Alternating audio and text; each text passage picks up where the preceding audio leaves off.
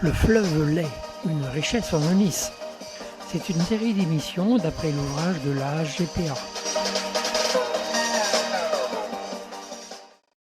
Dans le village, il y avait l'instituteur, il y avait le curé, mais il y avait aussi la vache, paraît-il. Il y avait la vache, oui. Dans les années 40, 45, même un peu plus tard, jusqu'à 60, la vache occupait une place très importante. Pourquoi ?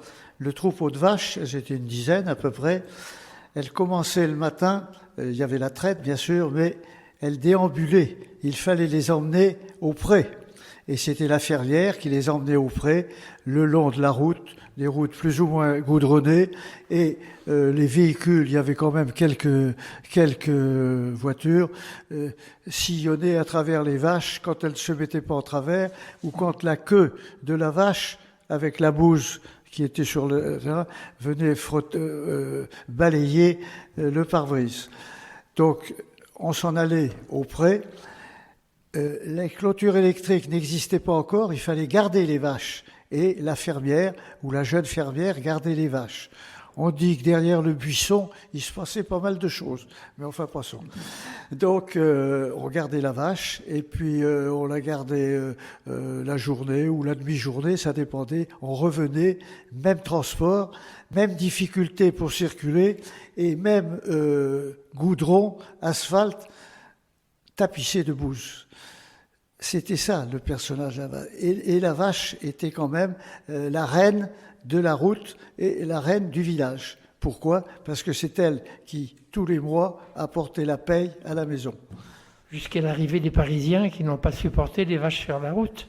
Oh, les Parisiens étaient encore chez eux, si je puis dire. Il y en avait qui venaient en vacances, bien sûr. Mais ils n'étaient pas contre les vaches, non, parce que même n'étant pas écolo, la vache quand même leur procurait du lait, leur procurait également de la viande, en fait, etc. Donc, non, ce qui a fait disparaître les vaches, eh bien, c'est l'élevage qui a changé de peau, si je puis dire, et l'on a fait des céréales, comme l'on disait, au lieu de faire de l'élevage. Et voilà le personnage de la vache. Et aujourd'hui, donc, on ne va plus avec son petit pot à lait à la ferme pour chercher du lait. Alors là encore, j'ai connu, j'allais chercher le lait tous les soirs, que ce soit Saint-Sauveur, que ce soit Maran, etc., où les enfants y allaient, et on allait chercher le lait, excusez-moi, au cul de la vache, c'est-à-dire dans l'étable. Hein. Tout chaud encore le lait. Il était tout chaud, tout fumant. Je ne sais pas s'il était bien hygiénique, effectivement, mais il était très bon. Moi, j'aimais pas le lait. Et il y avait une très bonne crème. Mais ça encore, ça n'existe plus. Voilà. Mais aujourd'hui, on a quand même du lait, mais en carton. Du lait en carton, il est hygiénique. Nous allons en parler. Pourquoi est-il hygiénique ? Grâce aux labos qui ont été créés, je vous en dirai un mot. Merci beaucoup pour ces souvenirs. Oui,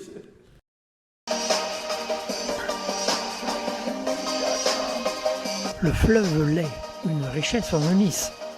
C'est une série d'émissions d'après l'ouvrage de la HGPA.